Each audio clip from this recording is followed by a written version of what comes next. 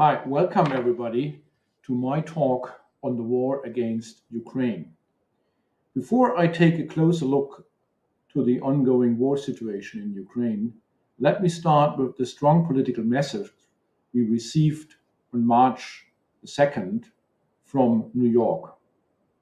In its first special emergency session since 1982, the United Nations General Assembly has adopted, with an overwhelmingly majority of 141 UN members, a Uniting for Peace resolution which condemns Russia's war of aggression against Ukraine.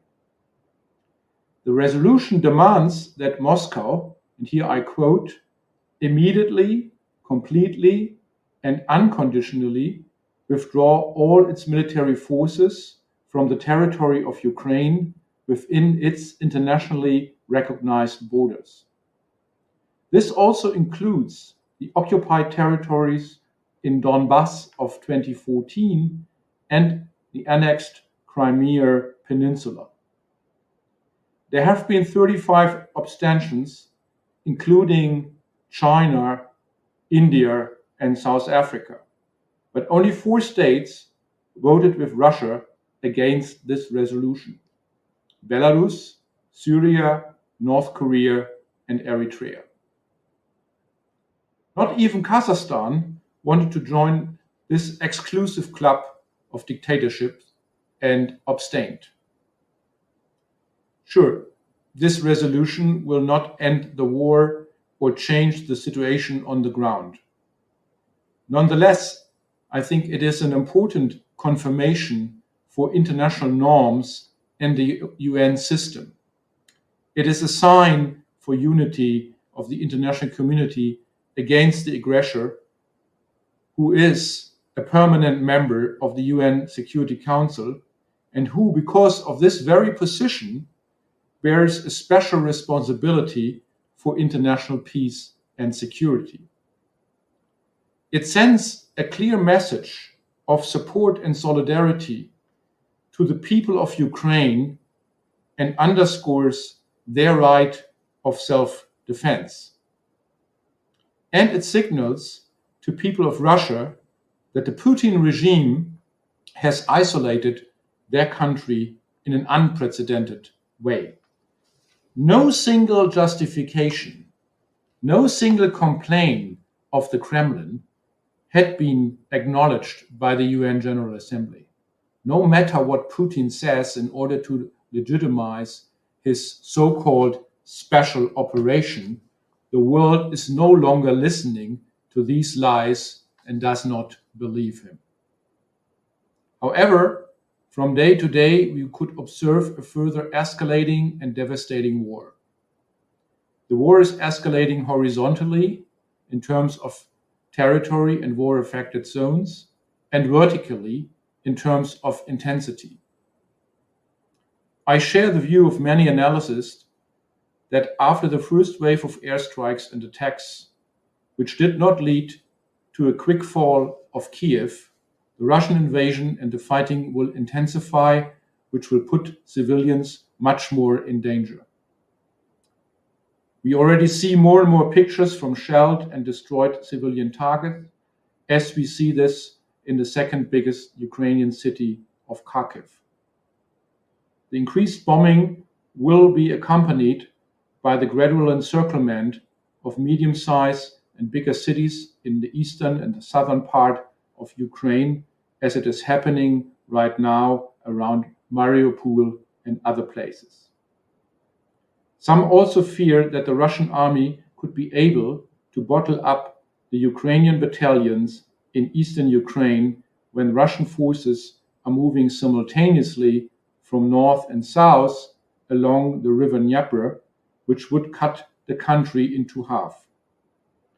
Well, it might be a bit too early for such scenarios, but for sure the number of IDPs and refugees across borders will increase substantially throughout the coming days. Latest estimates assume that there might be up to 10 million of the 44 million Ukrainians who may leave their country. I am afraid that this war will continue to intensify for quite some time before we might see some short-term fragile ceasefires, not to talk about peace negotiations. Putin made clear that he wants to control the entire Ukraine by installing a puppet regime, or, as second best option, to incorporate parts of Ukrainian territory into the Russian Federation. This war is not and has never been about securing or expanding the occupied regions in Donbass. The so-called recognition of the so-called People's Republics served as a pretext for the long-planned invasion in order to create a pseudo-legal facade for the aggression. One needs to understand, since the Maidan revolution of 2014, Ukraine is an unfinished business for Putin. He wants to finish what had not worked out back then, when the Kremlin, as well as the EU, was taken by surprise with the Maidan revolution. Moscow had expected an anti-Maidan uprising in the eastern part of Ukraine, which, however, did not materialize. Instead, the Kremlin was left with a localized war in parts of Donbass and had to encounter the Ukrainian army. Looking to today's situation, there are at least three factors which give Moscow now a much better position for re-escalating the war. First, 2014 came too early for the Russian military, simply because the comprehensive military reform was still underway. Now, the Kremlin can use a better professionalized, trained and equipped army. Second, the annexation of Crimea serves as a basis for controlling the Black Sea and the Azov Sea, and also the Russian army could open a southern front. And thirdly, the Russian army can use Lukashenko's Belarus as a staging area and as a fast route to Kiev, a constellation that would not have been possible until 2020.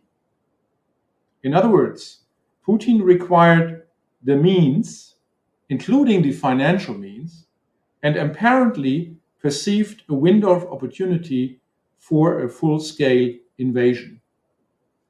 The Russian troop build-up took place over months, starting already in spring 2021, combined with military exercises and media coverage, also in Russian TV. We all could see this happening without knowing what might happen next and exactly. But how can we explain Putin's motivation and decision? Why was the Kremlin prepared to wage such a war with enormous risks and willing to face severe sanctions? Here I like to apply a bit of international relations theory. Essentially, we can distinguish three main schools of thought, which give us different narratives about the Kremlin's rationale. First, the neorealist camp.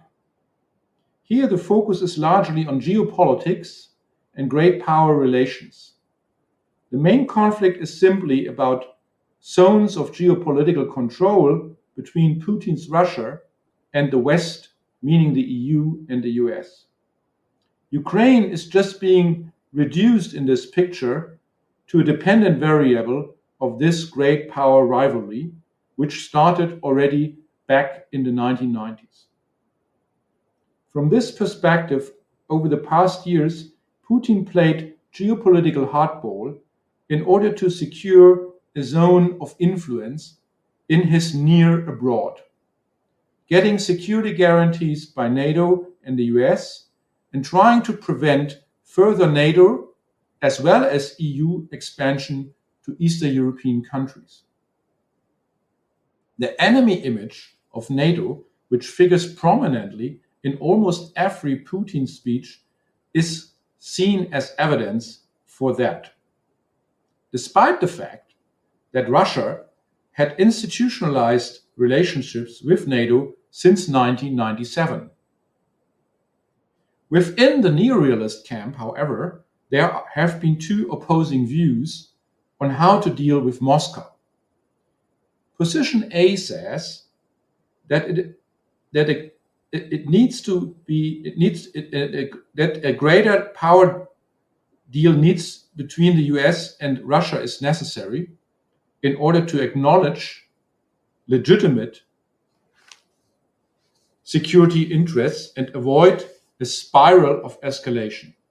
This, as some argue, would include freezing or end NATO expansion, and for that matter, neutralizing or Finlandizing Ukraine.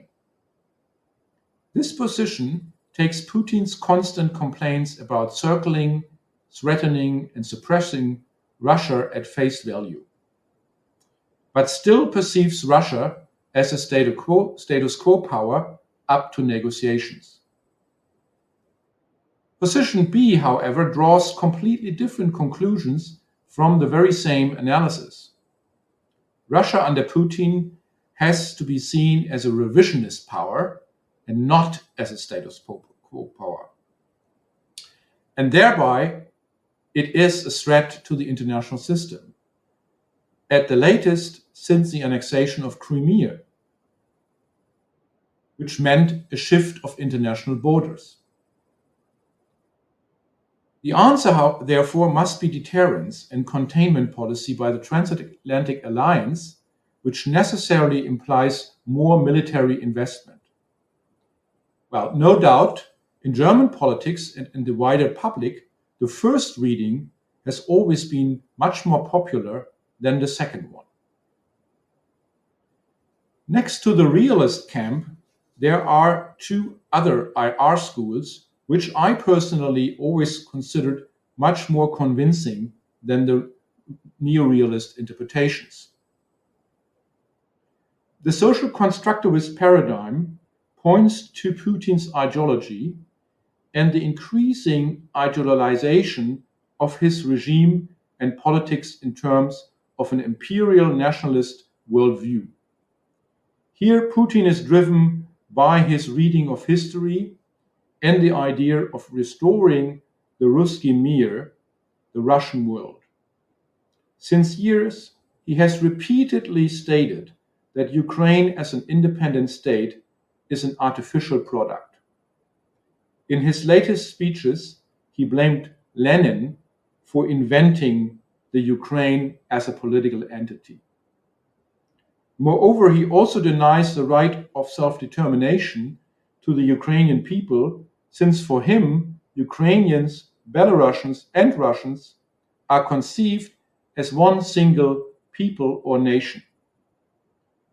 As Putin has phrased this in one article in summer 2021. From that angle, the West is benefiting from separating the Ruski Mir and guilty for supporting a post-Maidan puppet regime in Kiev, which Putin describes as a hostile anti-Russia state on historic Russian soil. The war now is necessary to defend Russia against this so-called anti-Russia and take back the historical control over Ukraine or parts of it. This perspective can be combined with the liberal paradigm, the third IR school. The key explanation derives from the repressive and autocratic character of the Putin regime in Moscow. At the latest since 2012, Putin has increased repression, shrinking the space of independent civil society, media or opposition actors, arresting people up to the point of poisoning or killing individuals. The Kremlin is basically driven by the fear of political freedom and the spillover of democratic changes to the near abroad. The Kremlin was clearly shocked about the Maidan and other so-called colored revolutions in the past. In particular, a democratic Ukraine could serve as a role model for people in Russia,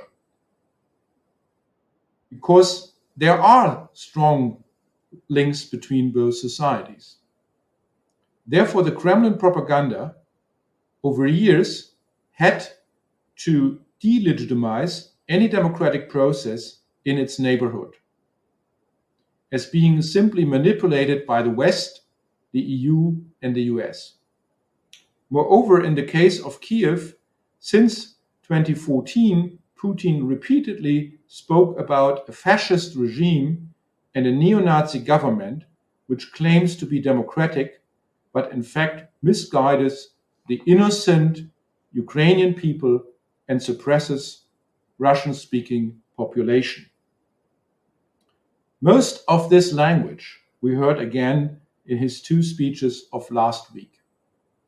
Both the social constructivist and the liberal school can, of course, not explain when and how Putin has started the war. But they reveal that war has always been a viable option for the Kremlin.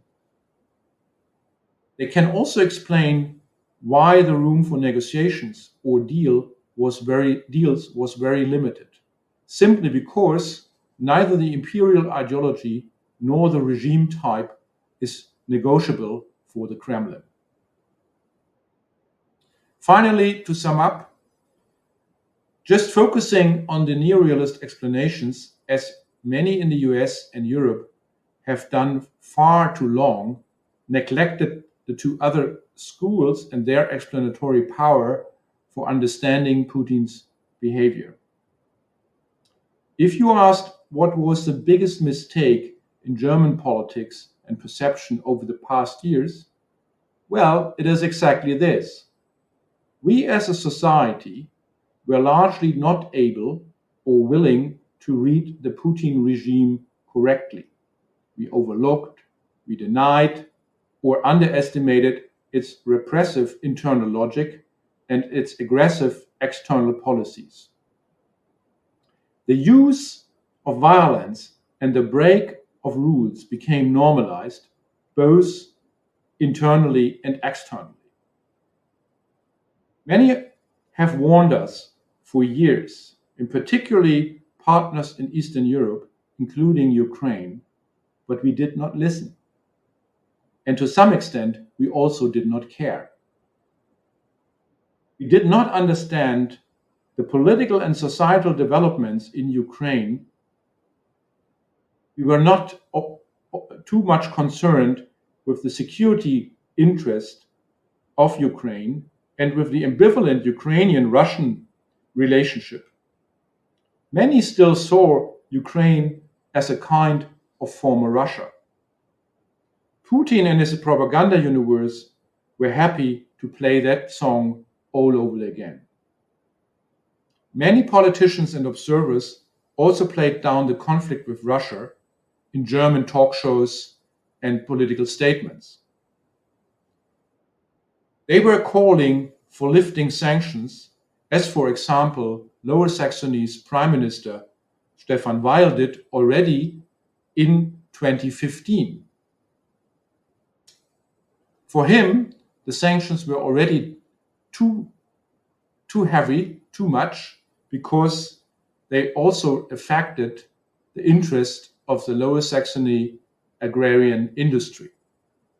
This shows how small the thinking in Germany was. Our today's widespread solidarity and empathy with the Ukrainian, unfortunately, carries some bad tastes. Sadly, also from a historical perspective of our own past, we could have known much better, and now it hurts deeply. Thank you very much for your attention. When war broke out on Thursday last week, I was actually very, very certain that there will be war. I was also certain that in any case, I would be safe in the West, in Lviv, Lemberg, where I was. And I was there for meetings with Caritas Ukraine to discuss collaboration over the issue of IDPs, internally displaced persons, but also to show solidarity. And I felt it was a bit of a duty to be with my friends in Ukraine. I have family in Ukraine, my parents in the law, our witness of marriage is in Ukraine, many colleagues I've got in Ukraine. We are in constant touch now, 24/7. My colleague in Kharkiv with her two elderly parents, 70 plus, are under constant bombardment. Her mother is disabled, can't walk, so no chance to leave. Another colleague from an EU project got her apartment bombed. And I get these messages on an hourly basis. It's extremely distressing, to be honest. When the sirens went off last Thursday, we took our luggage, pushchair, little baby boy. Parents-in-law drove us to the border. We walked in a very classical fashion. We've seen it 100 of times in other crises with other people. Took us 1.5 hours, queued forever at the border. But still, we were extremely privileged. EU passport, money in our pocket. We knew where we would be going back home to Osnabrück. The people at that early stage were waiting already 8 to 10 hours at the border. There was zero reception support information on the Polish border. I will talk about that in a moment because it has all changed and improved significantly. I went to Ukraine and afterwards to Warsaw to give a talk on what I call the negligence of the Global East in Western European thinking. In forced migration studies, there is a strong focus on Africa, the Middle East, to a lesser extent maybe to Central America.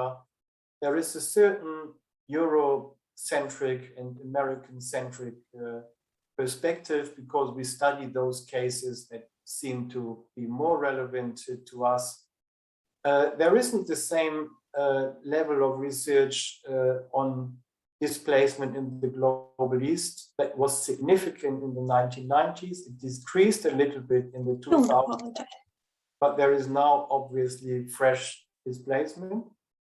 My argument is that there is a research bias in the West. The East is outside of the usual circuits and conduits of Western knowledge architecture. I quote Müller here. And because of our conceptual binary, global North, global South, the East is somewhat invisible. What we have, in fact, is a large region from Kamchatka to Lviv in Western Ukraine. And I only refer to the countries north of the Himalaya mountains and east of the EU, Eastern European countries, and excluding the Balkan. A few words about the background. There are many diverse causes of displacement within the region, but also there is trouble in the neighboring countries, Afghanistan, Syria, Iran, which affect countries in the region. Uzbekistan receives Afghans, for instance. In the 1990s, there were about 800,000 refugees and asylum seekers in the region, 2.5 million IDPs, mostly in Central Asia and the Caucasus. by 2020, numbers of refugees, asylum seekers had decreased significantly to only 30,000. But still, many refugees are invisible, like 20,000 Afghans in Ukraine, because they have Ukrainian citizenship. Also, 5,000 Chechens in Ukraine, they also have Ukrainian citizenship. So you don't find them in any statistics. There are many who are not registered because Ukraine isn't doing very good in providing refugee status. So many de facto refugees are undocumented, irregular, without papers. They only survive by bribing authorities on a daily basis. The number of IDPs is still very high, over 2 million, most of them in Ukraine, 1.5 million approximately. But also we need to think about Georgia, Armenia, Azerbaijan and Transnistria, part of Moldova. There was a time when so-called transit migration of migrants and refugees was an issue, but that ended in the mid-2000s, 2005, because Ukraine is a famous case for the externalization of EU border controls, began complying and effectively closed its borders and controlled migration through the country. There were some exceptions, but I don't want to talk about that too long. What is really important to recognize is that Russia, over the many years from 79 to today, is a major cause of forced displacement in the world. You have a list here: Afghanistan, Abkhazia, Moldova, Tajikistan civil war, Chechnya first and second invasion, Georgia again, intervention in Ukraine, annexation of Crimea, intervention in Syria in 2015, beginning of the bombing campaign of Aleppo, and now again Ukraine. So I think we need to take a much, much closer look at forced migration in the global East, and in particular the role of Russia as a perpetrator. Now to the current situation. Because I was very certain after reading all the relevant analyses that war was imminent, I sort of developed a scenario, 4 scenarios of invasion, and accordingly 4 scenarios of displacement. And that was based on the observations made in case of the 2014 Russian intervention in Donbass. A bit less than half of the 2 affected provinces were occupied, but more than half of the affected population were displaced or had left. Not though from Crimea. Displacement in Crimea was very small. Some Ukrainians left and Tatars left, about 50,000. But you know, these numbers are fairly unreliable. The same pattern we see in other breakaway separatist regions, Transnistria, Abkhazia, Ossetia. Half of the populations have left. Russian ruling leads to depopulation. And that means in the current case, 20 million people might very well be affected by the current invasion. And this is the better case. In the worst case, within the next 24 to 48 hours, an attack on the southern coast and the city of Odessa and the province could be imminent. That would affect another 4 million people. So 24 million people would be affected. If we apply the pattern of 2014, half of the population will be displaced. We could talk about 10 to 12 million people.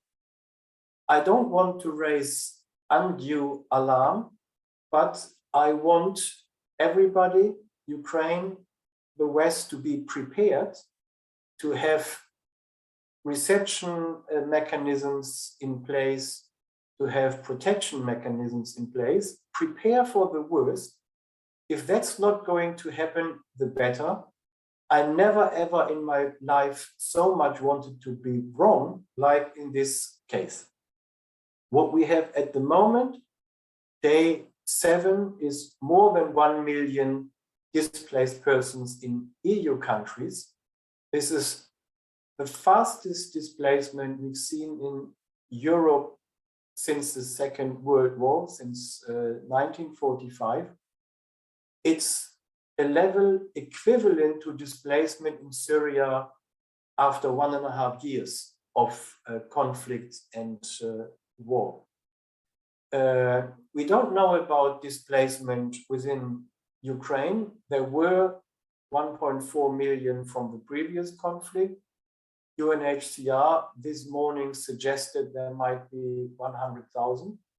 I believe this is a gross underestimation, because already when I was in Ukraine before the war, there was a silent, massive internal relocation movement from east to west. Lviv was full of cars with number plates from Kharkiv and other cities in the east, including Kiev. And we know that people left the cities under siege to move to the countryside, to their holiday homes, to their dachas, and there isn't any monitoring. The reports I received from colleagues in Ukraine, Western Ukraine, suggest that the cities are completely full. All the hotels, all the apartments are full. All the collection points, support points, solidarity points where help is delivered are overwhelmed with demand. I'm not sure I want to speculate, but I would suggest there could well be already 1 million IDPs within the country. The numbers at the moment at the borders are coming down. The queues are less long. Sorry, the waiting is less long. And in Poland and Slovakia, the reports are that the first, they call it wave, I don't like this expression. The first cohort of displaced person has arrived, is coming through, but because of heavy bombardment in the east, civilian structures, residential areas, schools, universities, kindergartens, churches, hospitals, everything bombed indiscriminately, partly by banned weapons. I see people discussing to try and leave now, like several of our friends in eastern Ukraine who are under heavy bombardment. It's no longer actually safe. There are discussions of a no-flight zone, but that's not going to materialize because the West refuses to help. There are discussions of humanitarian corridors. I'm not sure whether that's any realistic. Get people out, get supplies in. People are short of food, bread, water, electricity, medicines, and whatnot. And what else?